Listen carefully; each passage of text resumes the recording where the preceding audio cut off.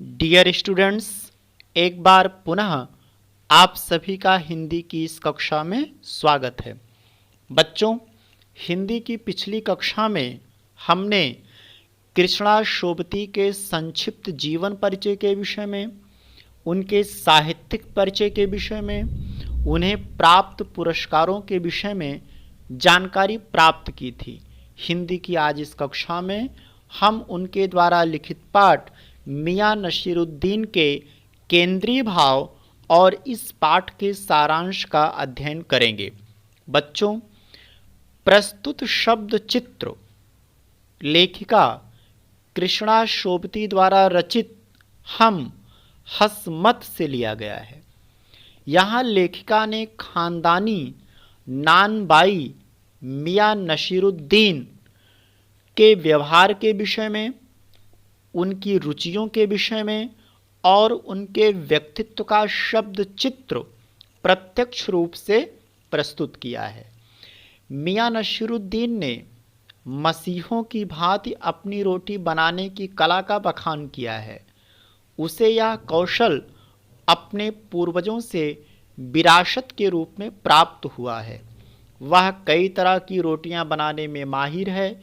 इस प्रकार का काम एक कला है जो अभ्यास से ही प्राप्त हो सकता है। पाठ का प्रारंभ उस समय होता है जब लेखिका घूमती हुई जामा मस्जिद के निकट मोहल्ले में एक अंधेरी दुकान के पास आती है तो पता चलता है कि वह दुकान खानदानी नानबाई मियां नसीरुद्दीन की है। उन्हें यह भी मालूम हुआ कि मियां 56 किस्म की रोटियां बनाने के लिए मशहूर है।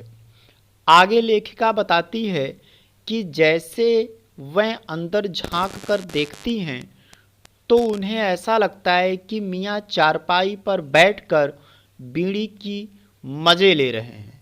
उनके चेहरे पर एक मचे हुए कारीगर के तेवर साफ नजर आ रहे हैं।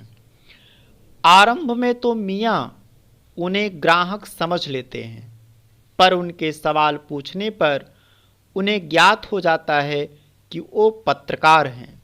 मियां साहब उनके सवालों का जवाब देने को तैयार हो जाते हैं तो लेखिका उनसे पूछती है, आपने इतने किस्म की रोटियां बनाने की जो कला है वह कहाँ से प्राप्त की है।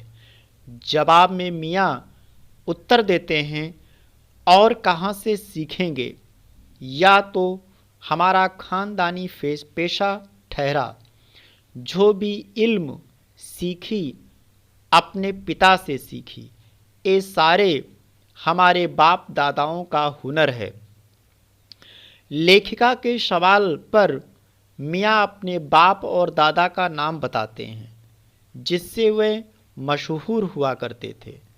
आगे लेखिका पूछती है, आपको इन दोनों में से किसकी नसीहत याद है तो बताइए।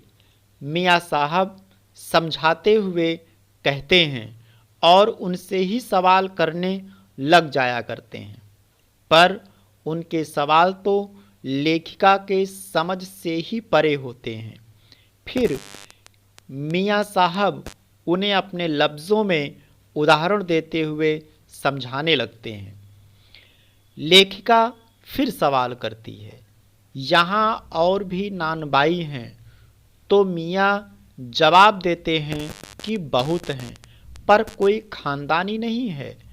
मियां अपने पूर्वजों के बारे में बताते हुए कहते हैं कि उनके पूर्वजों से एक बार बादशाह ने फरमाया था, मियां नानबाई कुछ ऐसी चीज़ खिलाओ जो ना आग में पके ना ही पानी में।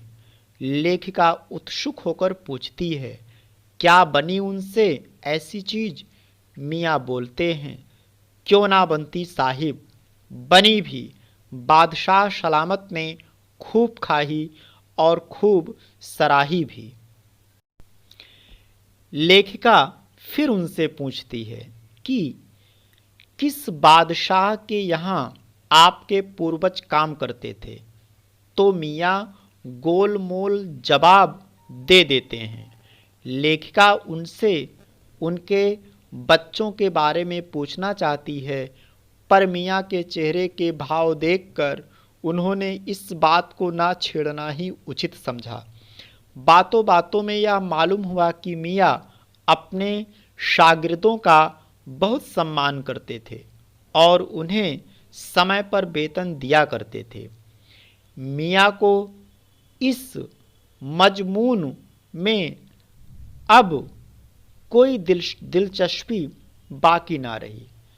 जब लेखिका उनसे फिर पूछती है कि ज़्यादातर इस भट्ठी में कौन सी रोटी बनती है, तो मियाँ अपना पीछा छुड़ाने को बोले, बाकर खानी, सीरमाल, ताफ्तान, बेसनी, खमीरी, रुमाली, गाँव दीदा, गाजेबान, तुनकी। आगे मियाँ कहते हैं कि अब वह कद्रदान नहीं रहे जो पकाने खाने की कद्र किया करते थे।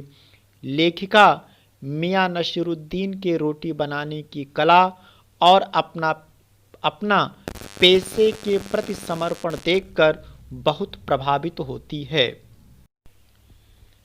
निष्कर्षतः यह कहा जा सकता है कि प्रस्तुत पाठ का उद्देश्य यह था कि लेखिका कृष्णा शोभती मियाँ नसीरुद्दीन के खानदान और उनसे संबंधित सारी जानकारियाँ एकत्र करना चाहती थी।